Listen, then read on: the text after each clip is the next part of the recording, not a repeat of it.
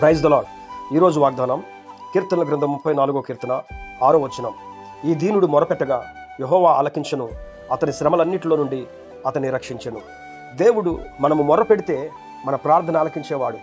ఎవరైతే దీనులుగా తమను తాము తగ్గించుకొని ఆయన సన్నిధానంలో ప్రార్థిస్తారో వారి ప్రార్థనను ఆయన ఆలకించేవాడు మాత్రమే కాదు, వారు కలిగి ఉన్న శ్రమలన్నిటిలో నుండి కూడా రక్షించేటువంటి దేవుడై ఉన్నాడు ఆయన. ఎంతోమంది వారి జీవితాల్లో దీనస్థితిలో ఉన్నప్పుడు బైబిల్ గ్రంథంలో ఆయనకు మొరపెట్టగా దేవుడు వారున్న పరిస్థితుల్లో వారి మొరను ఆలకించి వారి జీవితంలో కార్యాలు చేసి రక్షించినట్లుగా చాలామందిని మనం చూస్తాం.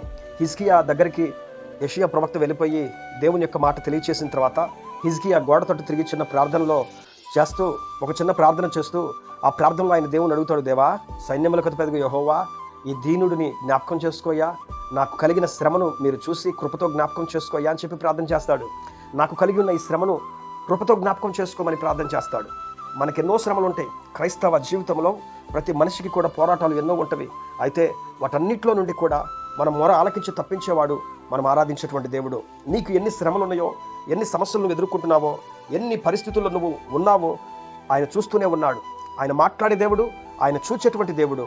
ఆయన తప్పకుండా నీ పరిస్థితిని చూసి నిన్ను రక్షించేటువంటి దేవుడు. షడ్రకు మెషకు అబేద్నెగోలు అనేటువంటి వాళ్ళు భయంకరమైన శ్రమలో చిక్కున్నారు. అగ్ని గంధకములతో మండు గుండమును 10 రెట్లు చేశాడు నెబుకద్నెజరు రాజు. వారిని ఎత్తి ప్రతిమకు నమస్కరించలేదని చెప్పి అగ్నిగుండంలో వేస్తే ఆ అగ్నిగుండంలో వేసేటువంటి వాళ్ళు ఆ వేడికి చనిపోయారు. కానీ గుండంలో పడిపోయినటువంటి వీరు తాళ్ళు కట్లన్నీ కూడా విప్పబడి వారు లేచి ఆరాధిస్తూ దేవుని ఆ అగ్నిగుండంలో తిరుగుతున్నారు. అక్కడ వాళ్ళ మధ్యలో 4వ వ్యక్తి కూడా ఉన్నట్లుగా షడ్రకు మెషకు అబేద్నెగోలతో పాటుగా జీవము కలిగిన దేవుడు, దేవతా స్వరూపము కలిగిన మనిషి వారితో సంచరిస్తున్నట్లుగా సింహాసనం మీద ఉండి నెబుకద్నెజరు గమనించాడు. కాబట్టి పిల్లరా, మన శ్రమలో మనతో ఉండేవాడు మన దేవుడు. వారికి శ్రమలో ఆయన వారికి తోడుగా ఉండి వారిని రక్షించిన దేవుడు ఈ రోజున మనకి శ్రమలో ఉన్నప్పుడు మనల్ని రక్షించలేడా? దావీదు తన జీవితంలో ఎన్నో శ్రమలు ఉన్నవి, ఎన్నో కష్టాలు, ఎన్నో అనుభవాల్లో నుంచి వెళ్ళాడు. దేవుడు తనకు కలిగిన శ్రమలన్నింటిలో నుండి తప్పించి రక్షించాడంటే కారణం తన దీన స్థితిలో తన దేవునికి మొరపెట్టుకునేవాడు, దీనుడుగా మార్చబడేవాడు. ఆత్మ విషయమై దీనులైన వారు ధన్యులని బైబిల్ చెప్తుంది.